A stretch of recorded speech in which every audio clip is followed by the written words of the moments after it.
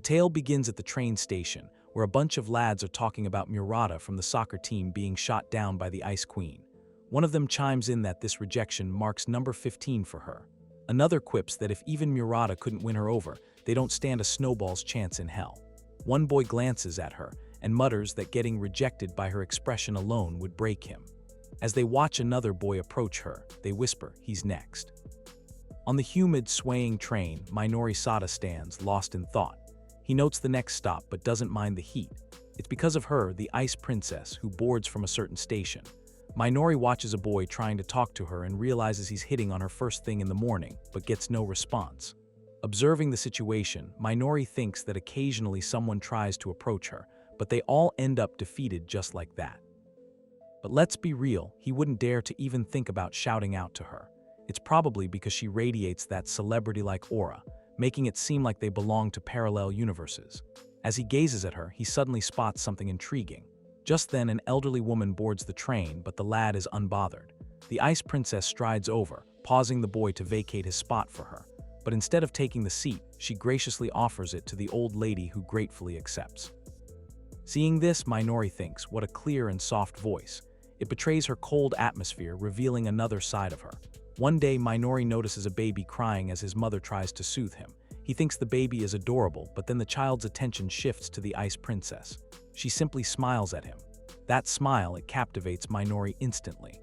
From that moment, the urge to speak to her begins to grow, though he knows she'd likely dismiss him like everyone else.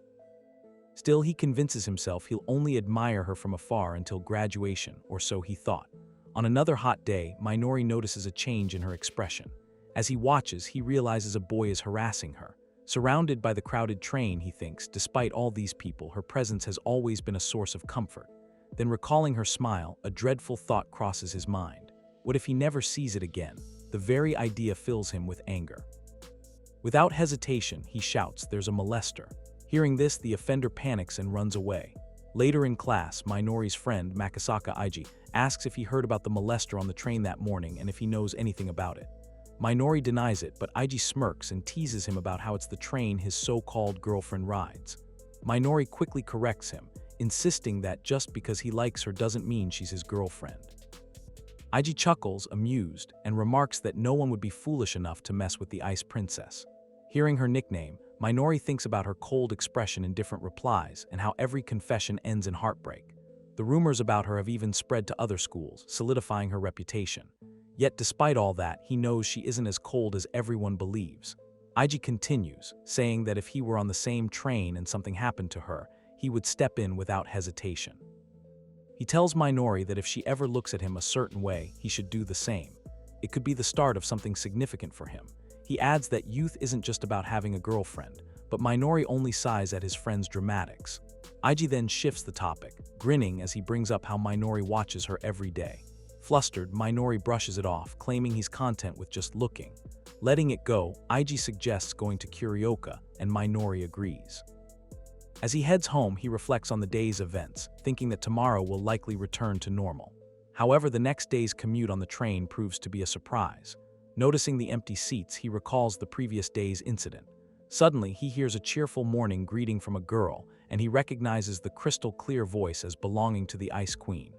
As he turns to face her, he finds himself sitting beside her, and he is taken aback, unable to look away. She expresses her gratitude for his help the previous day, and he feels tongue-tied. She explains that she was frightened and that the people around her had given her disapproving glances instead of offering assistance. Her somber expression softens as she smiles, and he finds himself captivated by her charm. He feels a sense of pride in having protected her smile. She reveals that her formal demeanor is just a habit and introduces herself as a first-year high school student, assuming she isn't older than him. He hesitantly thanks her, admitting to himself that he can't converse normally in her presence. She notices his nervousness and asks if he usually speaks so formally. He reveals that he is also a first-year student, making them the same age. He realizes that he has only admired her from afar, and seeing her up close makes him feel motivated to attend school. She asks him for a favor, looking troubled. She explains that she'd like to sit beside him on the train because she's scared after a stranger touched her the day before. She's also intimidated by the boys at school who stare at her. He's surprised and asks if she's afraid of boys. She confirms her fear, stemming from the previous day's incident and the boy's behavior at school. After listening to her plea, he voices his reservations, highlighting the risks of trusting a stranger, especially a boy. He advises her to think critically about her decision and consider alternative solutions such as seeking help from a trusted friend or classmate. However, she gazes at him with a melancholic expression, confessing that she has no one else to rely on. He's struck by her vulnerability and feels a surge of empathy. She places her hand on him, assuring him that she has faith in him and is willing to take a leap of faith. She explains that she's always desired a brighter future, but her deep-seated fear has held her back. She's willing to stake everything on him, and he's moved by her conviction. When he inquires about her reasons for choosing him, she responds that he's distinct from others, and she senses that she can confide in him. He's touched by her words and realizes that he cannot bring himself to reject her. He's aware that many people have been hurt by trying to get close to her, but he's glimpsed her compassionate side, and he doesn't want her to abandon her aspirations. Ultimately, he agrees to her request, promising to accompany her on the train. She expresses her gratitude and introduces herself as Shinonome Nagi, explaining that she's adopted and identifies as Japanese despite her appearance. He thinks her name suits her perfectly and introduces himself in return. She's ecstatic and shakes his hand, telling him that she'll be under his care from now on. From that day forward, his daily life undergoes a profound transformation. As he stands on the train, he recalls the morning he discreetly assisted the ice princess whom he had secretly admired escape from a harasser. This chance encounter led to them traveling together every morning. The next morning, as he boards the train, he reassures himself that this isn't a fantasy. When she enters the train, he approaches her and suggests they move to a less crowded area. As they find a quieter spot, she thanks him. He takes a closer look at her and thinks that his dream has become a reality. He reflects on her reputation as the Ice Princess, earned from her poised demeanor, and icy responses to unwanted advances. Despite her tough exterior, she radiates an aura of beauty and strength that inspires him. As they stand silently on the train, he thinks that she only asked him to stay by her side and initiating conversation might disturb her. However, she breaks the silence, apologizing for not speaking up earlier and asking if he's willing to chat. He responds by saying that she needs to gradually overcome her discomfort around men. She agrees and they begin a tentative conversation. When she asks what they should discuss, he admits that he's not experienced in such situations. She shares that she's unsure what to talk about outside of her family. He sympathizes, revealing that he doesn't often converse with girls. After a moment's thought, he asks about her hobbies. She smiles wryly, thinking that the question sounds like something from a matchmaking interview. She reveals her passion for Japanese traditional dance and her practice of tea ceremonies and flower arrangements. Impressed, he responds that her interests are quite remarkable. Given her refined hobbies, he thinks that her elegant demeanor is no surprise. When she asks about his interests, he humbly replies that they're nothing compared to hers. He mentions his enjoyment of anime and manga, which she surprisingly appreciates as fine works of art that evoke emotions and thoughts. As they approach her stop, she thanks him again and praises his kindness. He downplays his actions, but she smiles, saying that people who can perform simple acts of kindness are rare. As she exits the train, she bids him farewell, leaving him to ponder the unexpected conversation they shared. In class, the boys discuss Suzuki's rejection by the Ice Princess, while the girls gossip about Murata's failed attempt to win her over. Naji sits quietly, thinking about her past struggles with guys and wondering if she's simply bad with both men and women. However, her thoughts shift to Minori, who showed her kindness that morning. She recalls feeling his gaze on her, but it was different from the way others looked at her. Just then, she overhears a boy suggesting that he might confess to her, prompting her to think about escaping to the library. A girl, Hayama Hikaru, intervenes, scolding the boys for their loud voices and asking if they're not embarrassed. The Ice Princess watches as Hayama sends the boys away, then winks at her. During lunch, Hayama approaches the Ice Princess and asks to speak with her privately. They step outside and Hayama apologizes for pulling her away, explaining that it's hard to discuss sensitive topics in class. Shinonome-san asks what's on Hayama's mind, and she reveals that she noticed her stare earlier. The Ice Princess apologizes, explaining that she was simply grateful for her help this morning. She smiles, relieved that her concerns were unfounded. The Ice Princess thanks her again, and she expresses her gladness that she wasn't mistaken. The next morning, she shares the story with Minori, who responds with a smile. However, she's confused. It's the first time someone in her class has been kind to her. He suggests that she simply accept the kindness, but the Ice Princess reveals that she doesn't trust easily. He apologizes, remembering her earlier confession that she has no one she can trust. He thinks to himself that there must be a reason why she has no friends and it sounds terribly lonely. He wishes he could say something to comfort her.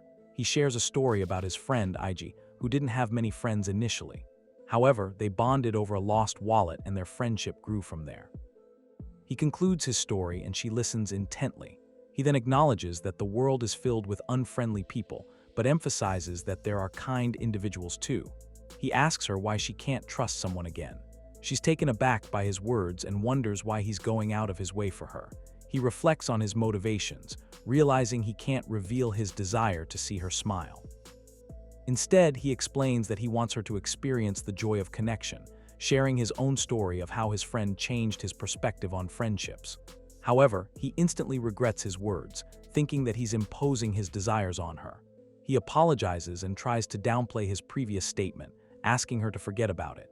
She reassures him that it's fine and encourages him not to look so gloomy. She suggests that she might give his words a try and asks him to be there for her if anything happens. As they prepare to part ways, he inquires about her safety, offering to accompany her home. She's surprised by his offer but graciously accepts. They discuss their train schedules and he discovers that they take the same train home. As they bid each other farewell, she confesses that she's had a surprisingly enjoyable time with him and looks forward to their next encounter. He reciprocates her sentiment and they part ways, both anticipating their next meeting. In the evening, as she enters a train, she spots Minori-kun waiting for her, a familiar smile on his face. As they settle into their seats on the train, she remarks on the unusual hour of their encounter, noting that it's been a while since they've met at this time. He asks about her conversation with her classmate, inquiring if they become close. She sets him straight, explaining that while they're on good terms, their relationship doesn't quite qualify as friendship. He's curious about the distinction and presses her for an explanation. She playfully deflects his question, leaving him to ponder the difference between friendship and just knowing someone. He asks again, but she hushes him, calling it a secret. He finds her reaction adorable. As the train rolls on, he asks about her stance on confessions. Her response is certain she's not interested. She explains that the guys who mustered the courage to confess have been, in her opinion, utterly unsuitable. Minori listens intently, sensing that there's more to her story than she's letting on. He wonders aloud if there's a reason why she struggled to form meaningful connections with her peers. Is it something about her, or is it a result of the people around her? She turns the tables, asking if she can repay him for his kindness. He objects, insisting that no repayment is necessary, but she's insistent. When he asks about her academic prowess, she reveals that she's a high achiever with one notable exception: English. His raised eyebrow prompts her to tease him about his surprise, and he acknowledges that everyone has their weaknesses. The conversation flows easily, and he finds himself feeling more and more at ease in her presence. She opens up to him about her struggles with English, revealing that she felt overwhelmed when a foreigner asked her for directions. He listens attentively, pointing out that people likely assume she's proficient in English due to her academic excellence. He asks about her knowledge of Japanese classics, and she replies that aside from English, she's strong in all subjects. He requests her help, asking if she'd be willing to tutor him, and she agrees, saying he can count on her. As they approach her stop, she comments on how quickly the time has passed, and he walks her to the door. As they part ways, he's struck by a feeling of emptiness. The next day, they meet again on the train, and she begins teaching him. She's impressed by his rapid progress, and he credits her effective teaching methods. As she breaks down complex concepts into simple, easy-to-understand language, he finds himself drawn to her patience and clarity. Her closeness is distracting, and when their hands touch, he's captivated by her scent. She interrupts his reverie, asking if he's grasped the concept. He apologizes, admitting he didn't quite follow, and she offers to explain it again in simpler terms. He's aware that his heart is racing. Later, alone in her room, Naji smiles as she reminisces about the fun day. As she settles into bed, she thinks about preparing for the next day, only to realize it's the weekend. A smile creeps onto her face as she thinks about wanting to see him. She blushes, quickly justifying her thoughts as mere friendship. She reflects on how Minori-kun is unlike anyone she's ever met. He's kind to her without any ulterior motives, seeing her for who she truly is.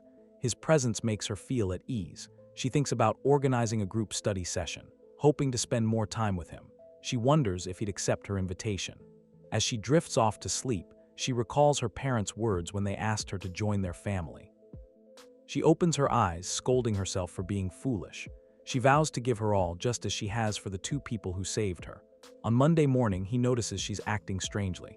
She catches him staring and asks what's wrong. He says she seems more distant than usual. She denies it, her expression unreadable. As he picks up on some weird vibes, he can't help but feel like she's distancing herself right when they were finally hitting it off. He reassures her that he'll always be there for her and never break her trust, pleading for a chance to keep his promise, even though he's clueless about what's going on. And there she is, gazing at him with sorrowful eyes, saying sorry for creating distance. She reveals that her father taught her to never show weakness to others, a lesson she's respected until now. Since meeting him, she's found herself changing, her mask beginning to crack. She started to smile more, showing her vulnerable side. He understands how she earned the nickname Ice Princess. She mentions that she's changed since meeting him and her true self is starting to emerge. She thought she should keep her distance, but his words touched her heart. He asks if it's exhausting to always hide her true self. She says she must bear the burden to become like her father. He tells her he prefers the real her, not the Ice Princess Dasod. He wants to see her true self, and his words make her heart skip a beat. She smiles, promising not to put up a front around him anymore. As she gazes into his eyes, she feels lost in his words, her heart filled with a sense of freedom. The next day, IG approaches Sada with a serious look, revealing two unsettling pieces of news. When Sada asks why, IG hints he'll be surprised. In a quiet tone, he shares that the Ice Princess might be in a relationship, citing a witness who saw her close to a male student on the train. IG is stunned by Sada's calm reaction, but Sada simply suspects the rumor is about him. Curious, IG asks if he's recently started dating. Sada playfully dodges the question, amused by his friend's sudden interest. IG explains that Sada's cheerful mood and the faint scent of perfume haven't gone unnoticed. Laughing, Sada teases him and insists they're just friends, though he values their bond. IG presses further, pointing out his unusual behavior and asking if he has feelings for her. He denies having romantic feelings for her, but IG just chuckles, saying his emotions are easily readable. IG's expression turns serious, and he asks if he's certain he's not being deceived. He thinks that IG is genuinely concerned, but he believes she has no reason to mislead him. Since she trusts him, he wants to reciprocate that trust. He expresses gratitude to his friend for the warning, but assures him that he'll be okay. IG inquires if he genuinely believes he has a chance with her. To which our lad responds that they're not even close to being a suitable match. IG presses on, asking if he's certain, mentioning that perhaps she reserves a special expression just for him. He recalls her blushing face and denies it. His friend teases him, saying he's terrible at deception. He shifts the conversation, asking IG about the other piece of bad news. His friend's expression suddenly turns gloomy, and he reveals that he and Kirika are in trouble for the upcoming test. He mentions that his girlfriend, Nishisawa Kirika, is also struggling. He warns that if they fail, they'll have to repeat the year and suggests that they should have a study session together. He offers to host the study session at his house since he lives alone and proposes that they study for 2 days to ensure they're prepared. IG's face lights up with excitement, and he exclaims that Sada is a lifesaver. He downplays his friend's enthusiasm, saying he's exaggerating. He tells IG that he'll text him later to finalize the plans. On the train, Shannon Mason asks him if they can have a study session that weekend. He thinks to himself that this is really putting his heart to the test. When he remains silent, she asks if he has other commitments. He assures her that he's free, but only for 1 day. She smiles, saying that he beat her to suggest it. He pulls out his phone, intending to discuss the study session with EG, but she stops him. He expresses regret, saying it's unfortunate, but perhaps they can't make it work this time, and apologizes. She looks disappointed and comments that the timing is simply bad. Observing her expression, he thinks to himself that he's surprised she's taking the blame. He attempts to persuade her to reconsider, suggesting that she speak with EG and the others. However, she declines, stating that if they're his friends, they're not hers. This unexpected response catches him off guard. She assures him that she'll make it up to him and asks him to let her know when he's available. She promises that even if it's last minute, she'll definitely follow through. As her stop approaches, she bids him farewell. The following Monday, after the study session with EG and his girlfriend, Minori meets up with her again. She inquires about his weekend, and he explains that they studied intensively. He thanks her, saying that her guidance helped him teach EG and his girlfriend effectively. She remarks that his gratitude is proof that he was paying attention. He suggests that they study hard together that day as well. He offers to assist her with English, acknowledging that she struggles with the subject.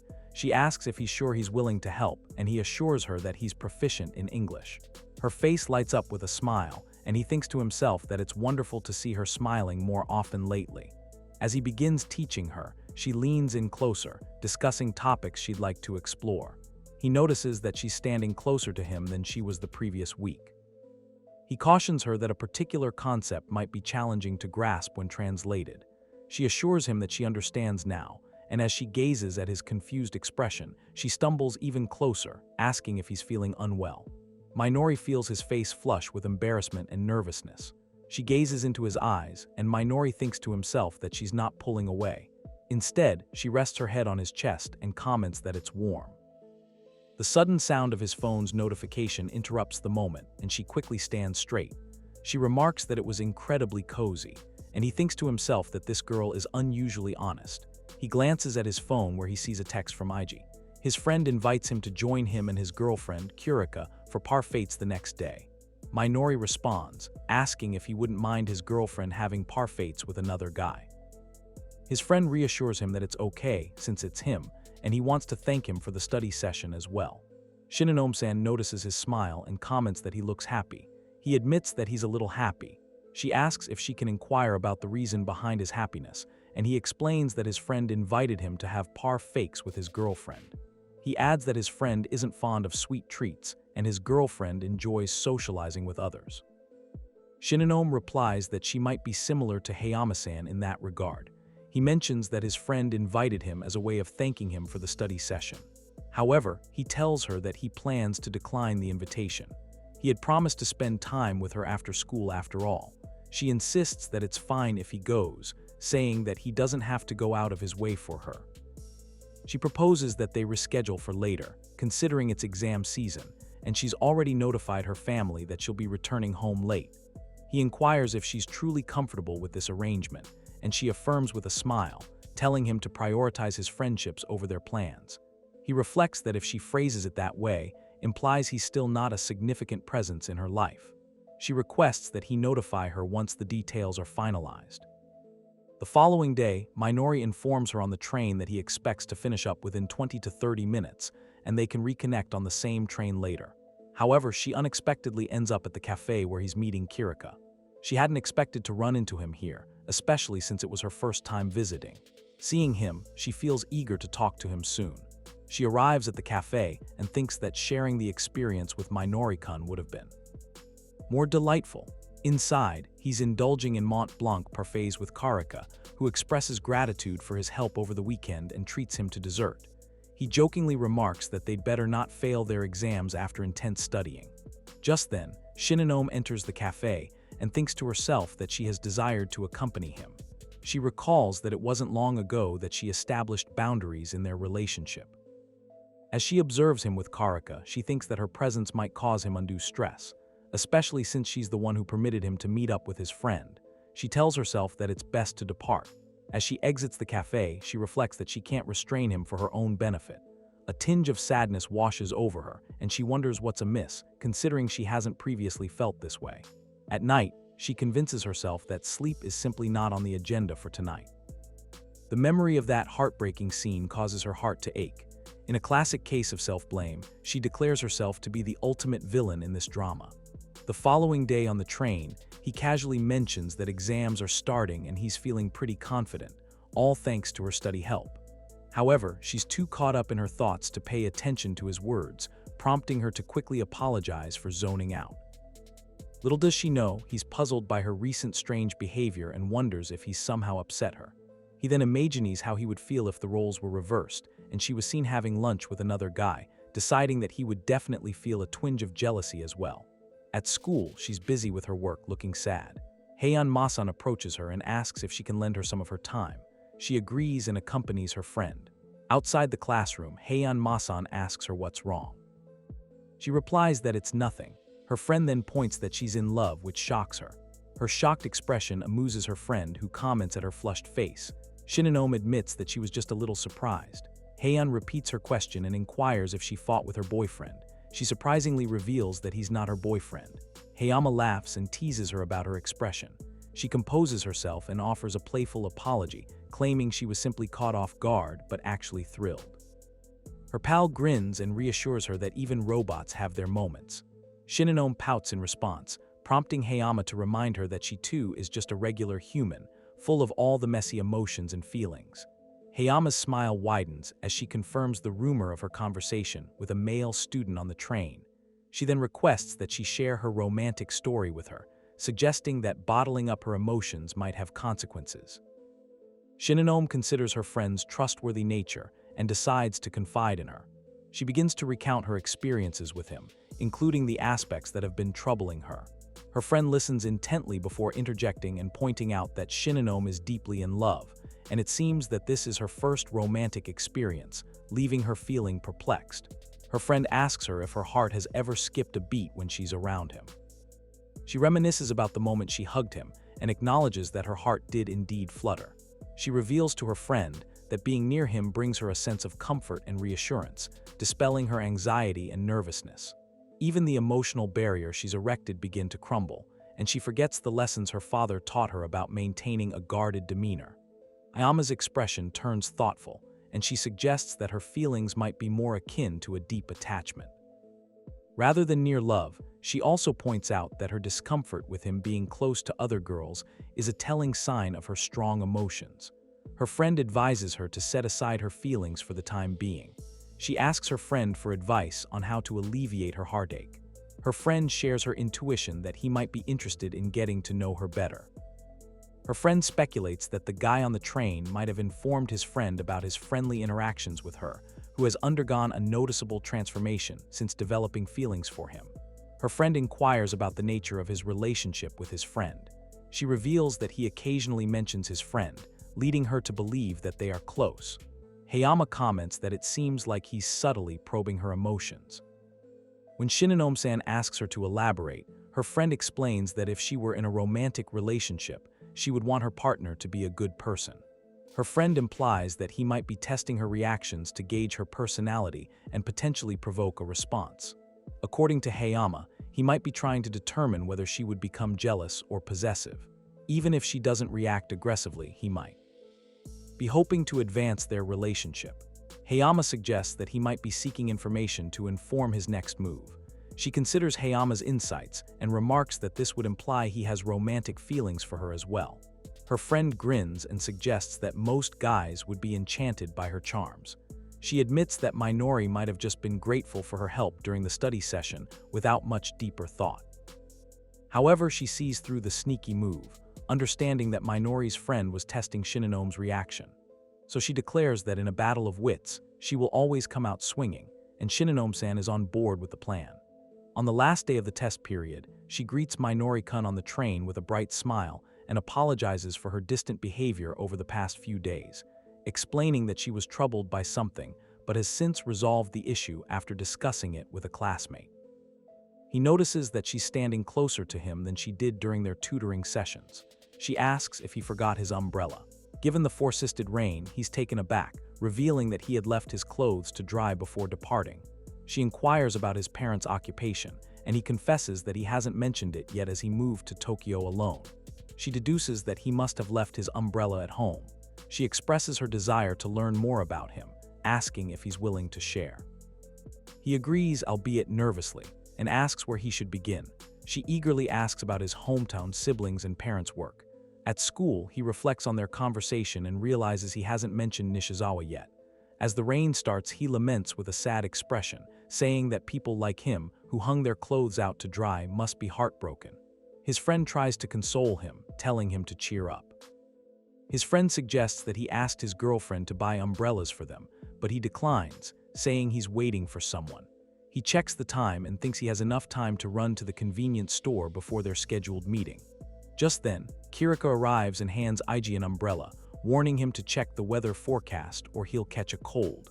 His friend mentions that Minori also forgot his umbrella, and Kirika expresses surprise. His friend offers to buy an umbrella for him, but he declines, saying that just knowing his friend is willing to help is enough. He thanks IG and they notice a commotion at the entrance gate. A group of boys are surrounding a girl who looks like a celebrity, and they're whispering among themselves that she's the Ice Princess, and that it's unbelievable she'd go to such lengths for someone, especially a student from another school. As she approaches Minori, she says she's there to pick him up. He's taken aback by her presence. IG is also surprised and asks if she's Minori's friend. She introduces herself, saying it's nice to meet IG and that Minori has told her about him. IG and his real friend introduce themselves nervously. With a cold aura, she thanks Kirika for being with Minori the other day. Minori asks her why she's there, and she thinks to herself that she's never experienced love before, but this feeling might be what she's read about in books. She decides that she needs to change and take a step forward. She asks him if she can ask him a favor and then extends her hand for a handshake, asking if he'd like to be friends with her. He's taken aback by her words. While she thinks it's not right to use him just to validate her own emotions, she wonders if her feelings are genuine or something else entirely. Just then, someone approaches her from behind and asks which school she attends, requesting her contact information. She thinks to herself that she wants to be friends with Minoru-kun. When he doesn't respond, she asks if that's a no. He looks at her and thinks that when she puts it that way, there's no reason for her to refuse. He senses that these are her genuine feelings, but something doesn't feel quite right. He thinks to himself that he's overanalyzing the situation and wonders if he truly wants to be friends with her. He shakes her hand and agrees to be friends. She's overjoyed and thinks that his smile is undoubtedly genuine. They share an umbrella and start walking together, with him being mindful of his footing. As they stroll, people around them whisper about whether they're a couple. He asks her why she went out of her way to come to his school. She replies that she didn't want him to catch a cold without his umbrella. She glances at his shoulder and comments that it looks like it's getting wet.